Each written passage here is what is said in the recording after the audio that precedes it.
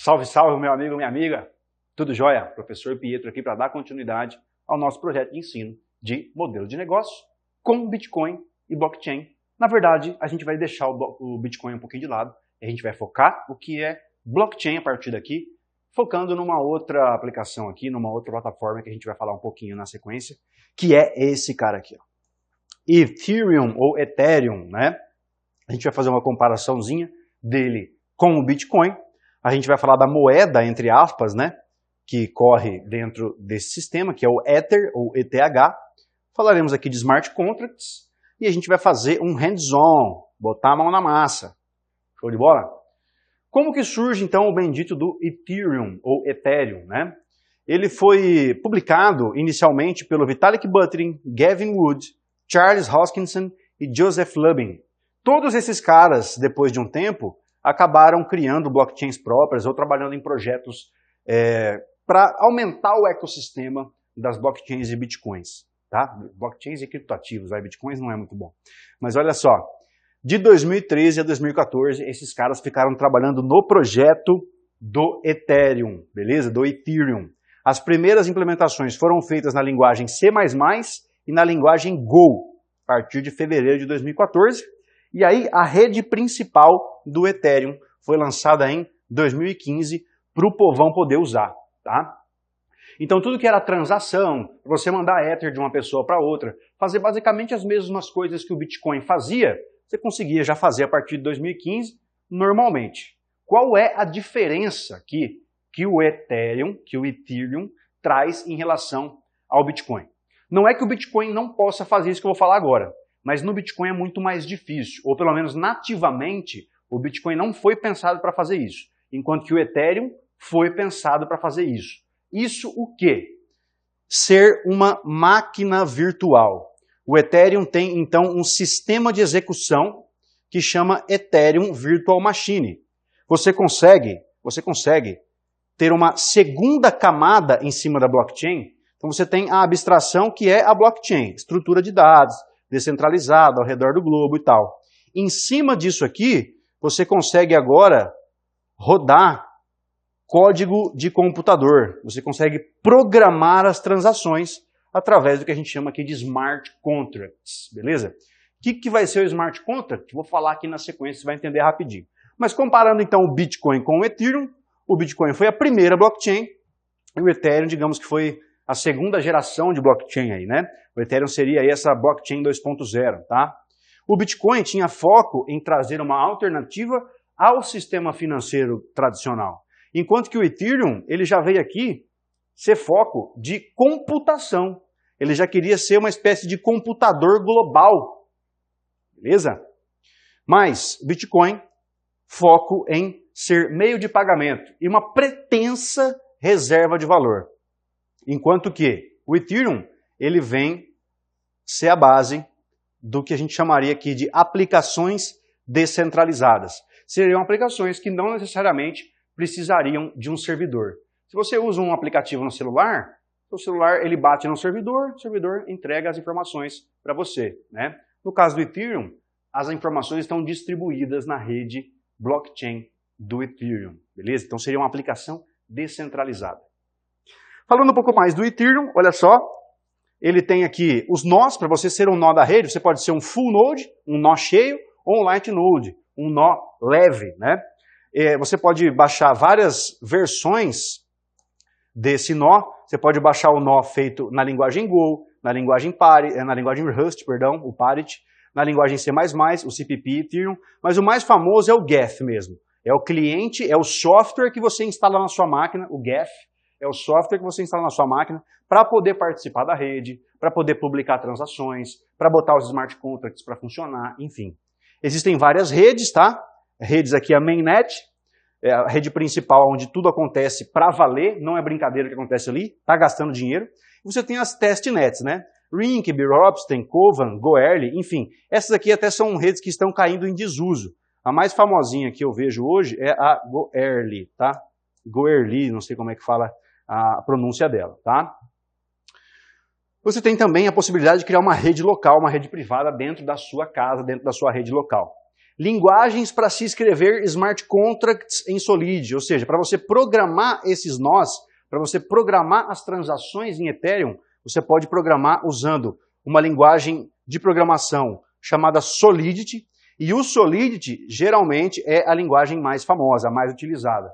Isso aqui, gente, no meu LinkedIn aparece toda semana alguém gringo querendo pagar em dólar para trabalhar com Solidity. Eu, por enquanto, ainda não entrei num trampo desse. Às vezes, eu vou lá, dou uma moralzinha, faço uma entrevista ou outra. Por enquanto, não deu certo. Mas, eventualmente, eu acho que eu vou acabar abraçando um empreguinho aí de programador para programar para Solidity. Primeiro, porque eu gosto. Segundo, porque é muito bacana a experiência de desenvolvimento internacional com times internacionais. Já tive essa oportunidade no passado e não descarto ela para o meu futuro, tá? Mas tem outras linguagens também, como o Viper, o Low Level Lisp-like Language, tá? Enfim, o mais famoso é o Solidity. Para escrever smart contract, vai no Solidity, que é certeza. É uma linguagem muito parecida com o JavaScript. Bacana? Falando um pouquinho da, entre aspas, moeda, né, que roda dentro do Ethereum, o Ether. Tudo que você vai fazer dentro da rede Ethereum, você precisa gastar Ether. Para você publicar um smart contract para que a sua aplicação distribuída passe a funcionar na rede Ethereum, você paga Ether. É uma transação. Para você mandar Ether para outra pessoa, você paga Ether, transação. Para você interagir com o smart contract, ou seja, para você mandar o smart contract registrar algum dado para você ali na blockchain, você paga Ether. Para você chamar uma função, para você invocar uma funcionalidade da sua aplicação, você paga Ether. Enfim, o Ether é a moeda de troca, é o que a gente precisa gastar dentro da rede para que a gente interaja com a rede, ok? Ethereum, gente, portanto, é a plataforma, é a blockchain, é a infraestrutura, é a tecnologia, são as transações, tá? Ethereum é a plataforma distribuída. O Ether é o criptoativo. E aqui um detalhe que eu faço para vocês. Eu gosto muito de chamar de criptoativo. Criptoativo é um nome um pouquinho mais assertivo do que criptomoeda, por exemplo.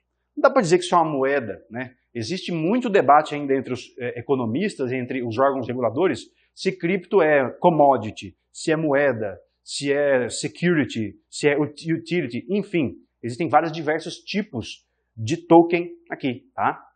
Então, chama de criptoativo, que a chance de você estar errando é muito baixa. O Ether, ele é como o BTC. Ele é como a moedinha do Bitcoin lá na rede do Bitcoin. O Bitcoin, ele pode ser divisível em até 8 casas decimais. 1, 2, 3, 4, 5, 6, aqui, aí, ó, tá? Então, o Bitcoin ele pode ser divisível em até 8 casas decimais. Eu consigo ter, digamos aqui, que 1, 2, 3, 4, 5, 6, 7, 8 casas decimais depois da vírgula, eu consigo fracionar o Bitcoin, tá? No caso do Ether, o que eu tenho é VEI. No caso do Bitcoin, esses centavos, entre aspas, aqui do Bitcoin, né? Essa fração de Bitcoin é chamada de Satoshi, em homenagem, lógico, ao criador do Bitcoin, tá? Então, um Satoshi é um oitavo, não, um oitavo não, oh meu Deus do céu, é um, como que eu posso dizer isso para vocês? Isso aqui é 1 dividido por 1, 2, 3, 4, 5, por 1 milhão? É 1 milhão. Vamos ver aqui, ó. Eu tenho 8 aqui, é isso aí, ó. É 1 dividido por 1 milhão, tá? Um Satoshi é 1 milionésimo, então dá para dizer, né? O Satoshi é 1 milionésimo de Bitcoin, tá? O VEI aqui do Ether, ó, ele é 1 dividido por 18 zeros, olha só. Então aqui eu tenho a casa dos milhares, milhões, trilhões, bilhões. Não, calma que eu já me perdi, vamos lá. Aqui é a unidade normal, centenas, milhares, milhões, bilhões, trilhões, quadrilhões, quinquilhões. Se eu estiver falando certo. Se eu estiver errado, vocês me corrijam aí. Não tem problema também em ser corrigido. O professor também erra, viu, gente? Pode corrigir, não tem problema não. Mas o que interessa é que são 18 zeros depois da vírgula. Ok? Então, o Ethereum, o Ether, ele pode ser dividido em 18 zeros a sua fração, tá? Depois da vírgula. Beleza? Tudo bem.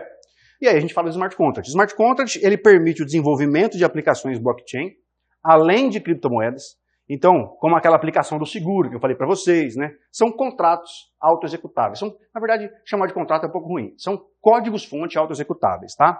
O termo foi cunhado por esse cara aqui chamado Nick Szabo, em 93, e ele diz que o tal do Smart Contract é um acordo entre partes que não necessariamente confiam uns nos outros, tá? Os termos do contrato são aplicados automaticamente. Ou seja, no fim das contas, são scripts, são programas executando de maneira descentralizada.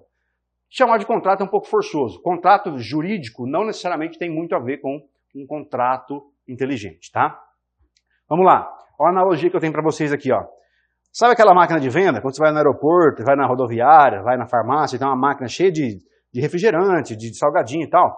Então, a máquina ela é pré-programada para fazer ações e transições de estado com base nas entradas, nos inputs, nos botões que você aperta, no dinheiro que você coloca, de forma determinística, ou seja, sempre a partir do mesmo conjunto de dados de entrada, a máquina vai ter o mesmo comportamento. Ela não é ambígua, essa máquina, beleza?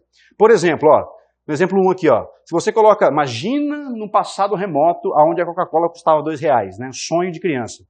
A Coca-Cola custava R$2 e o usuário vai lá e coloca R$1 só na máquina. O que acontece? O usuário não recebe a Coca-Cola, mas ele recebe R$1 de troco, de volta. A máquina fala, ó, você precisa inserir R$2, toma o teu R$1 de volta e coloca R$2 aqui, senão você não vai conseguir. Então a máquina está programada para fazer isso. Imagina um outro exemplo aqui, ó, o usuário vai lá e insere R$5 e recebe a Coca, que custa R$2, e recebe também o troco de R$3. Então a máquina está programada para fazer isso. Sempre que um usuário inserir R$5 e tiver Coca em estoque, e o usuário apertar para receber a Coca, ele vai receber a Coca e vai receber R$3 de troco. Ok? É uma máquina determinística. Isso seria um smart contract. Isso poderia ser programado por um smart contract. Então são códigos executados automaticamente, de forma 100% determinística.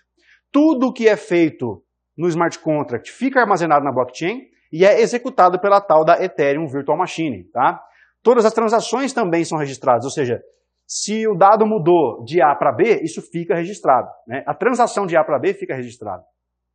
Eles permitem receber, armazenar e enviar fundos, também permitem a invocação de outros programas, de outros smart contracts. A linguagem mais famosa é a tal da Solidity, ok?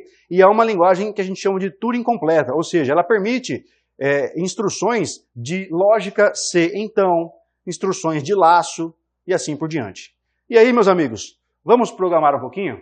Vamos para o computador?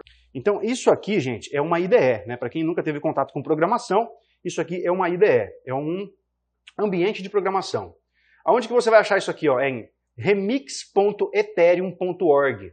Você não precisa instalar nada na sua máquina, você vai lá e abre esse site, ele já vai cair nisso aqui. Então você tem aqui, ó, na sua esquerda o explorador de arquivos. Né? No explorador de arquivos você tem uma pastinha contracts, e ele já traz um contrato de exemplo. Ó. Tá? Traz um contrato de exemplo. O que você faz aqui? Ó? Primeira coisa do seu contrato é colocar aqui a versão do Solidity que você está trabalhando. Então é Pragma, Solidity, e ele quer, nesse caso aqui, que a gente esteja usando a versão da linguagem, a versão do compilador, tem que ser maior ou igual a o 0.8.2. E tem que ser menor do que o 0.9.0. Tá? Ele colocou aqui também uma licença de software para nós, um comentário aqui. Se você não colocar essa licença, provavelmente o Remix vai reclamar. Então ele coloca aqui, ó, SPDX-license-identifier, e aí ele colocou aqui GPL 3.0. Existem outras licenças também, ó. Existe o MIT, enfim, existem outras licenças. Vou deixar essa GPL aqui, tá? Beleza.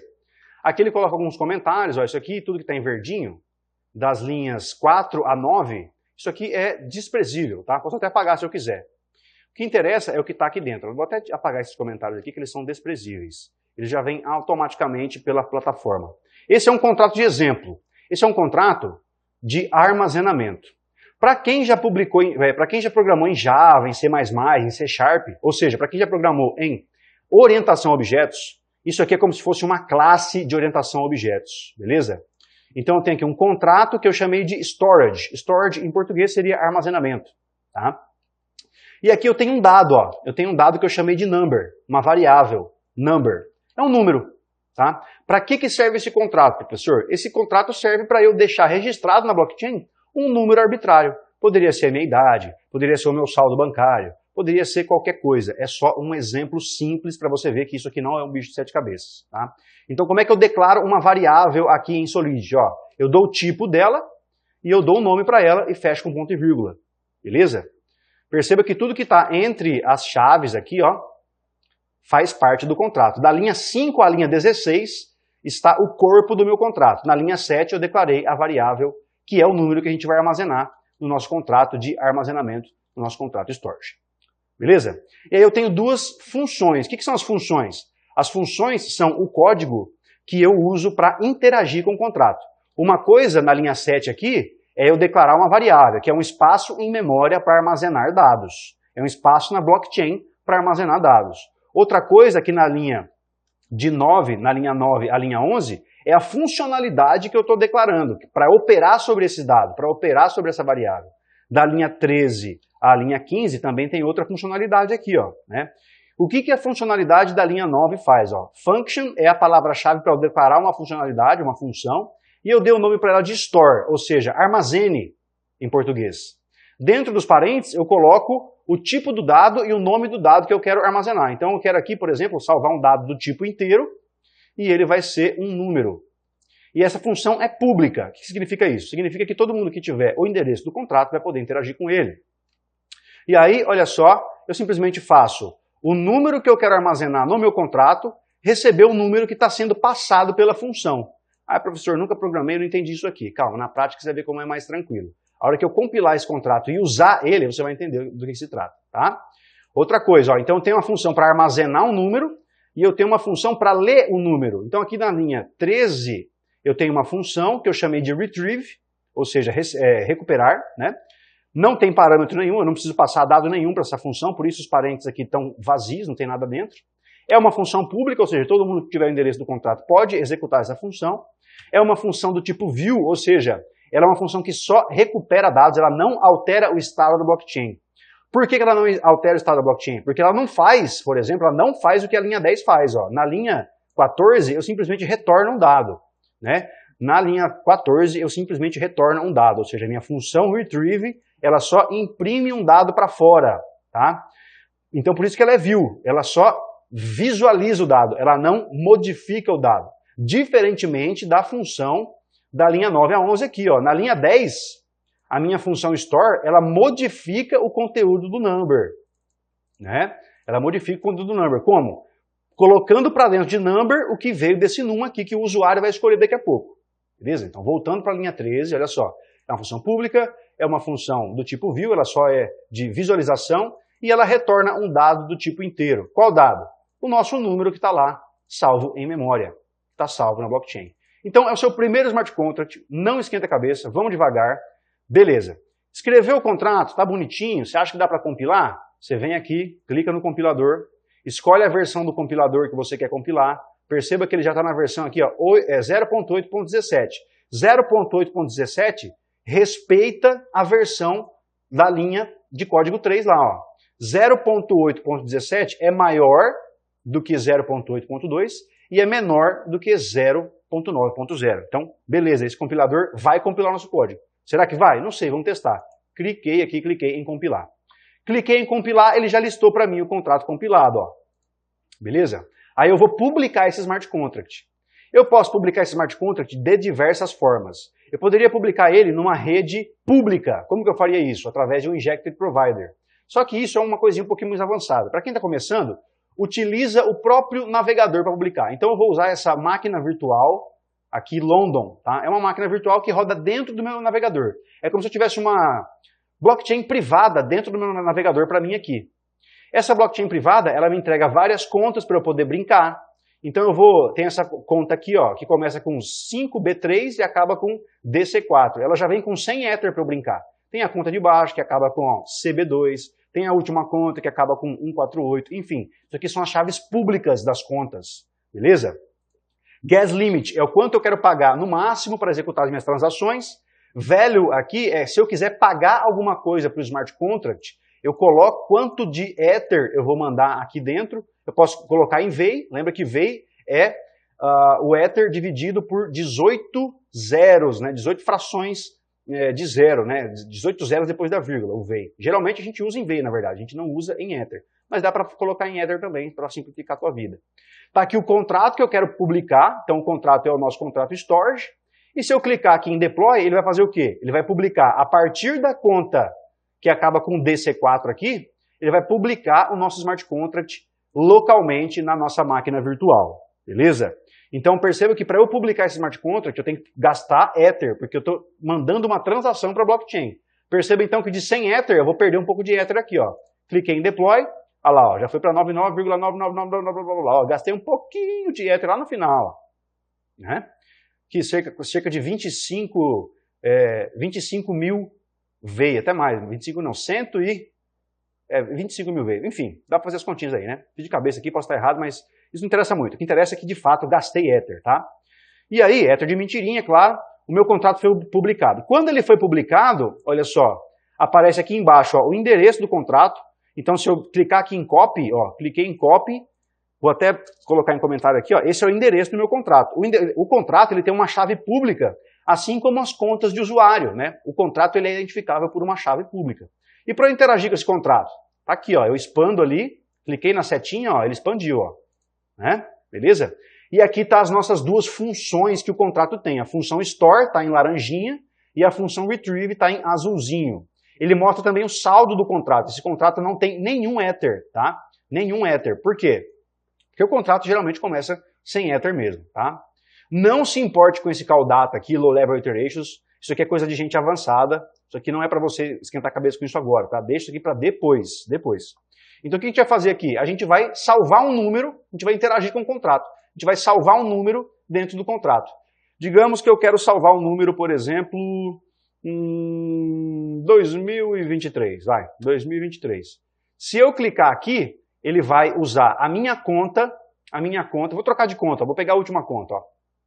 Vou pegar a última conta, mudei, ela tem 100 Ether, ela acaba com 148 o número da chave pública dela, né? Se a partir dela eu mandar ele salvar, ele vai registrar uma transação, ó. Registrou uma transação aqui, eu posso verificar os detalhes da transação. Então toda transação, gente, ó, ela tem um hash, ela tem a origem de onde saiu a transação. Ó. Perceba que a conta da onde a transação foi publicada acaba com 148 lá em cima, ó, 148 aqui em cima, ó, né? Ó, essa conta 148 aqui, ó, tá? Perceba que aqui também acaba com 148. Ó, talvez seja muito pequenininho, se dá para aumentar, dá para aumentar. Beleza? Ó, para onde foi a transação? Foi para o contrato. O contrato acaba com o endereço, ó, 39138. Tá aqui o contrato, ó, 39138, né? Então eu tenho de quem saiu a transação, para quem foi, quanto gas nós gastamos, isso aqui é em Ether, ok? Enfim, ó, o dado de entrada, o input, ó, 2023, beleza? Salvei. O que significa salvar? Significa que essa função store foi executada. O que ela faz? Ela pega esse 2023, é como se a máquina pegasse esse 2023, substituísse pelo num aqui, esse num passaria 2023 para o number passaria a valer 2023. No fim das contas, é isso que a máquina fez, ó, tá? É isso que a máquina fez, entre aspas. Se eu vier aqui e clicar Retrieve, olha lá, é o 2023 que está salvo ali. E eu posso mudar isso aqui tantas vezes quanto eu quiser. Eu vou salvar o 10.000 aqui. Salvei, se eu der um Retrieve, ó, o 10.000 lá. Então é isso. Eu simplesmente usei um contrato na blockchain para salvar o nosso dado. Beleza? Então voltando para os slides aqui, fechando a aula de hoje, meus amigos e minhas amigas, pesquisem, leiam, se informem. Para você entender de blockchain e smart contracts, tem uma estradinha, mas é possível. Inclusive tem um pessoal aí que geralmente publica alguns vídeos gratuitos no YouTube. Vale a pena dar uma procurada. Tem gente entregando curso gratuito em português de Solidity no YouTube. Quem sabe você acha por aí, né? Beleza? Um grande abraço, fique com Deus e até a próxima aula.